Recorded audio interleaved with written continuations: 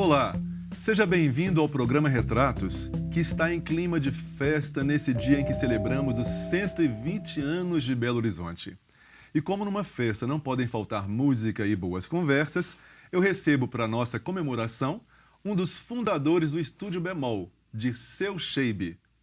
Com 50 anos de história, o Bemol foi o primeiro estúdio profissional de gravação de Belo Horizonte, ajudou a construir a cena musical do estado, gravou renomados artistas nacionais e internacionais, registrou jingles publicitários inesquecíveis e ainda guarda na memória momentos únicos, como uma gravação feita pelo ex-presidente Juscelino Kubitschek.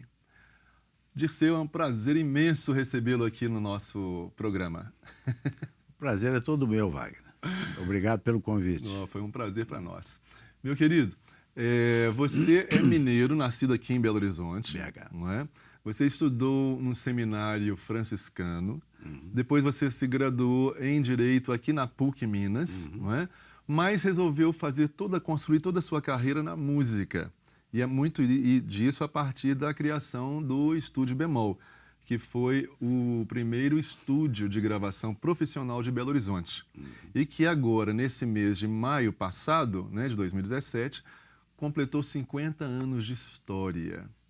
Dirceu, antes de falar desse momento, né, tão importante, né, para a cultura mineira em especial, queria voltar um pouco no tempo para poder saber de você por que você decidiu estudar nesse seminário. Você, na época, teve alguma influência familiar ou, naquela época, você realmente tinha a intenção de se tornar um padre?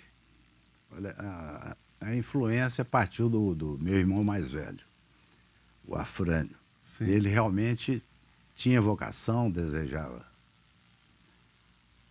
se transformar num franciscano, e foi. E eu recebia mensalmente cartas, e ele contando que tinha futebol todo dia, de 4 a 6.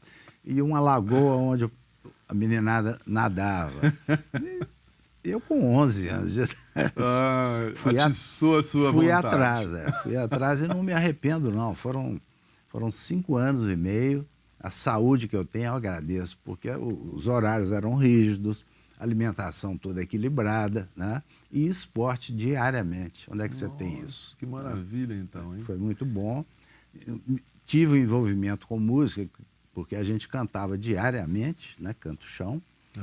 Que é lindo, né, Canto Chão? É. Nossa, que beleza. E o professor, o Frei Gamaliel, é o maior barítono que eu já ouvi na minha vida. E olha que eu gostei muito de ópera, ouvi várias, mas pessoalmente... Que maravilha, então... Só uma passagem, porque o franciscano é muito humilde.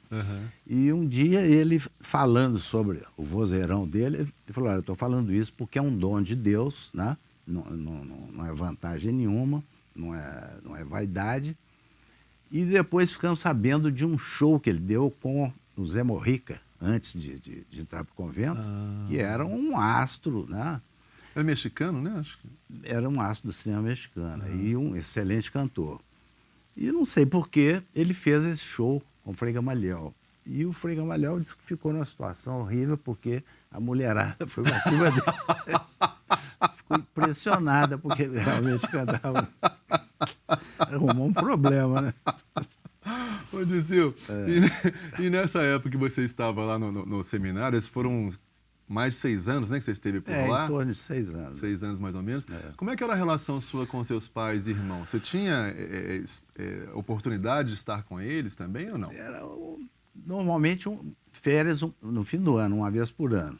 E sim. o contato, cartas, né? Naquela época, a dificuldade, o telefonema e tal. Então, o contato era pequeno. E depois disso, depois que você saiu do seminário, quer dizer, no final do seminário parece que tem que decidir se continua ou não a carreira eclesiástica, né? E você desistiu dela e resolveu fazer o curso de Direito, né? Por que você tomou essa decisão? No último ano, você tinha que optar, e se eu quisesse prosseguir, eu iria para o Rio Grande do Sul, tá? onde havia o seminário maior. Certo. Mas aí eu pensei bem, realmente eu não tinha vocação. Não tinha coragem de encarar aquela vida. E voltei para casa. E aí tinha que continuar a estudar, né? Papai tinha 10 filhos, né? Nós éramos Nossa, família 10, grande, hein? então tinha que me virar. Ele era um trabalhador.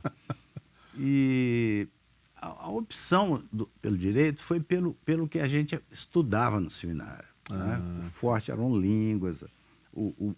Eu gostaria de fazer engenharia, mas o básico eu não estava preparado, ia ficar anos aí tentando. Né? Então fui parar no direito. Gostou do curso? O curso é maravilhoso. Depois cheguei a advogar 2 anos, não gostei da prática. Hoje é diferente, que a informática funciona ali também, mas na época você chegava no fórum, tinha uma meninada que escondia o processo, porque o advogado do outro lado, aquela coisa de Brasil, né?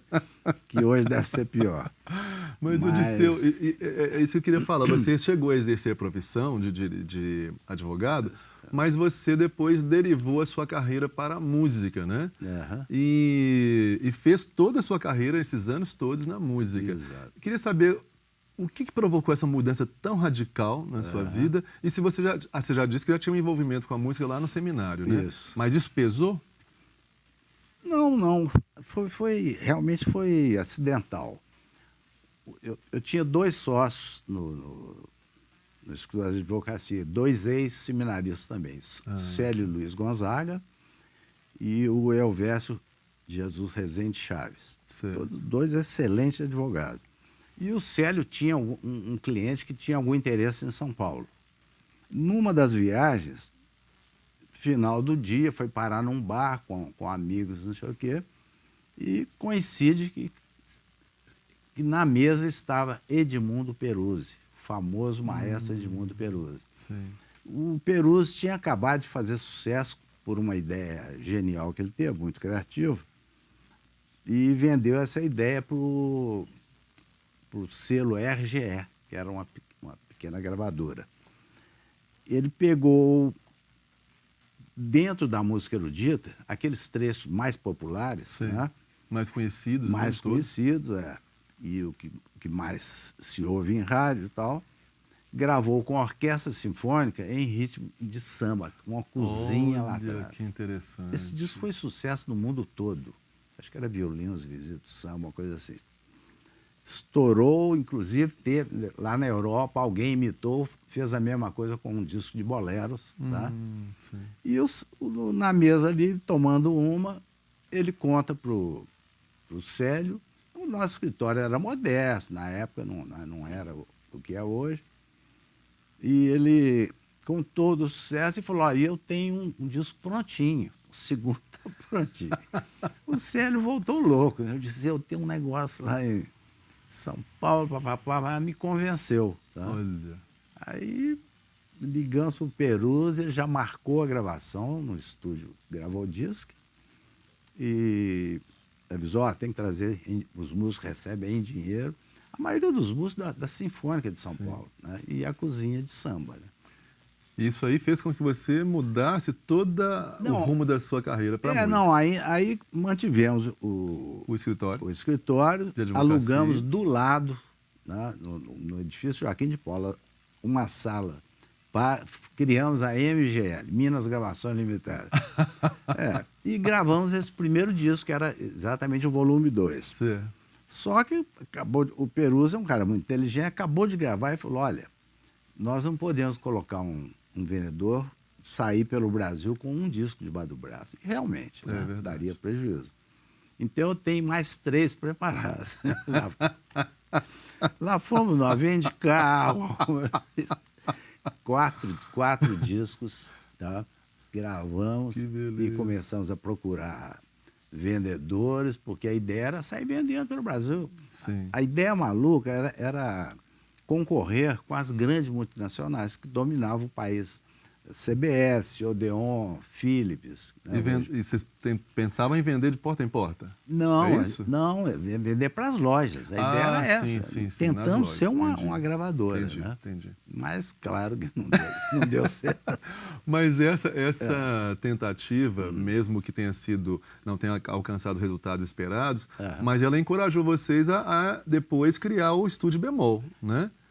Isso mais tarde, porque aquela história, como é que é, você dá um boi para entrar na briga e dá uma boiada para não sair, né?